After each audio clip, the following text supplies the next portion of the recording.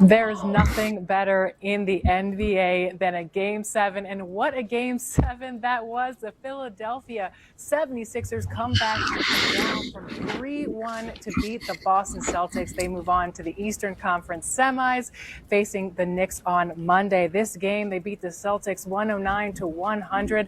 What's up, everyone, and welcome to the Association post-game show. I'm your host, Alexis Morgan, here with 13-year NBA veteran Quentin Richardson. Q, what a game that was. How are you doing today? And give me your thoughts on this game. I'm good, Alexis. That's what game sevens are all about. You know, that you could throw everything else out the window and it's its own game. And big fella Joel Embiid, he came through, man. We watched, he battled through. Listen, those I saw you saw me when those knee injuries and those knee collisions, I should say, were happening. And for him to still stay out there and like Tyrese said, he's done it his whole career basically, and still diving on the floor. And I truly believe that no one in the NBA right now can stop big fella down on that block. And I think they know it and he knows it, and that's going to be something serious to watch moving forward as they go forward to this next series against New York. And that's what you said to me while we were watching the game together. You said no one can face Embiid even on one leg. Nope. I mean, we witnessed, him leading up to his MVP, the first one that he could have won when Joker got it. And I mean, he's been the most dominant guy in the post probably since he's come in the league. I mean, Joker is absolutely a dominant big man, and probably the most dominant big man these last couple of years. But he does it from the top of the key and out of the post. I mean, out of the high post. It's not that he can't post up, but I believe that nobody is as dominant on the interior on that post up as Joel Embiid. I mean, he was the guy that was trolling guys on Twitter leading into games when he was at his healthiest peak. And I mean, he walks it like he talk it. I've always loved the big fella game. I just wish that he had better luck with his health, and I think we would have been able to see some craziness out of what he would have been able to do. We'll talk more about Joel Embiid, the star of tonight's game, but let's talk about some of the other 76ers players. Embiid Maxey, killing it. 30 points, 10 rebounds, 7 assists.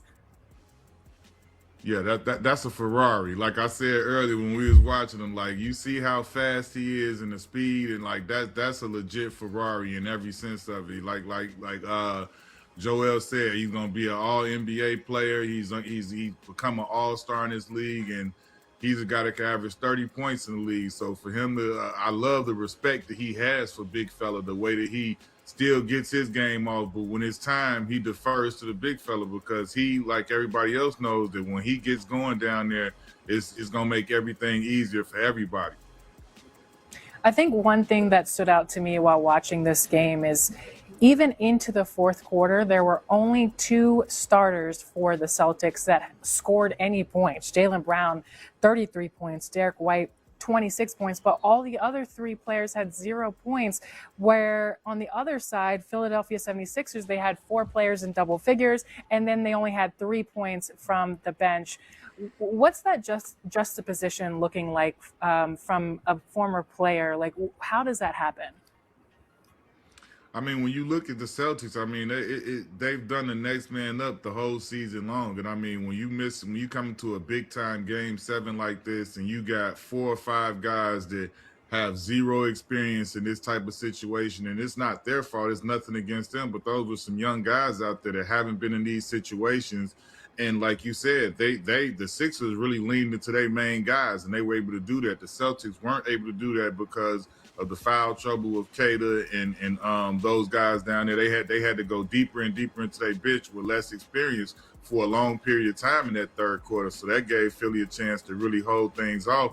But I think that was just the difference. You come into this game and you missing Jason Tatum, and you taking that blow mentally and readjusting, getting back into that mind frame of playing without him. But you got to salute the Celtics. Joe Mazzulla and the staff, they came up with a great game plan for what they had available to them this season, and led the whole season into a great seed for the playoffs. And then Tatum was able to come back down the stretch. But, you know, Jaylen Brown, Derek White, Peyton Pritchard, you got to take, and the whole rest of the squad that played the whole season under this situation and did as well as they did. You got to take your hat off to them because nobody expected them to do as well as they did. Definitely. And the star of the show, Joel Embiid, 34 points, 12 rebounds, 6 assists. He was on fire tonight, even on Big the one fella. leg. How do you think, Q, that he matches up with Karl Anthony Towns and the Knicks?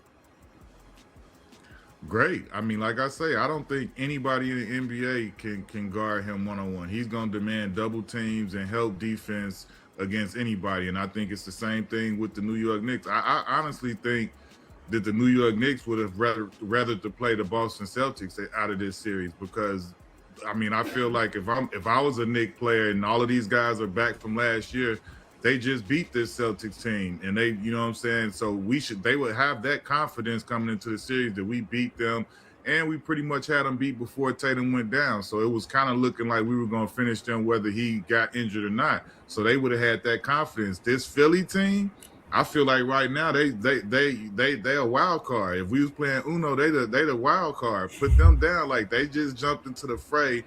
And they have a chance to do something really special here because they got the most dominant player right now to me. I mean, obviously, Shea is going to be MVP, and SGA he is that dude. This has nothing to do with him. But when it comes to down in that interior, they got the most unstoppable force in the NBA right now. And if he's not hurt from those knee injuries and he's able to be, resemble himself, he's going to be a problem for the rest of these playoffs. And I've got to give Philly a chance with the way they playing and with the way he's playing. And then the compliments around him doing what they're doing, Philly is as good as anybody to me.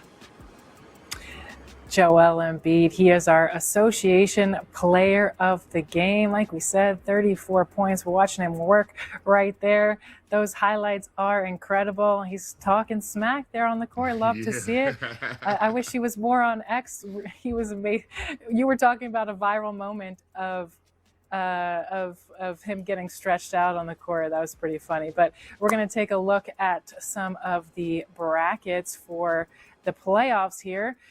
Like we said, the 76ers are taking on the Knicks, but this upper right-hand corner, we don't know because those games are happening tomorrow. We've got 2 game 7s going on tomorrow. That's exciting. And then we're going to look over to the other part of the screen for the Western Conference. Those games are already set. OKC taking on the Lakers and Minnesota taking on the Spurs. Anything standing out to here for you, Q, here? I mean, I just wish everybody was healthy. Things would be a little bit different. But, I mean, obviously, when you look at the OKC and the Lakers series, man, the OKC Thunder beat them all 4 times by an average of 29 plus. Like, that's a lot to a little, Alexis. I mean, obviously, the playoffs are a lot different. And you don't ever want to count out, LeBron and his ability to will his team or get things going and try and get a win or 2 here or there. But no way I can pick the Lakers over OKC in that series just based off the recent history of the season, what happened with and without Luka being available. And Luka not available to start this series and not sure whether he will be available at all throughout. Got to go OKC there. But the Spurs and the Timberwolves, I'm not just dismissing the Timberwolves like you may think because they don't have Ant. Because, I mean, those guys showed tremendous grit and tremendous heart with the way they played after DiVincenzo and after Ant-Man went down. Like, McDaniels has shown that he has a lot more ability than he puts on display on the regular. And, I mean, I get it. We all play a role. But he showed that he has the ability to be an offensive threat and a two-way player. And then some of the young guys, Terrence Shannon Jr., I don't know if DeSumo will be back, but, I got to shout out the 2 Chicago boys. But they definitely have earned their keep and shown what they can do out there. So, I mean, I can't just dismiss them because it's the playoffs. But, I mean, I would choose the Spurs absolutely in this series to advance on. But, I mean, I won't be surprised if it's not as easy as we all think it is. Exciting playoff to look forward to. That started on Monday. All right, we're going to talk more hoops and we're going to hear from both teams, players and coaches after this quick break. Q and I will be right back.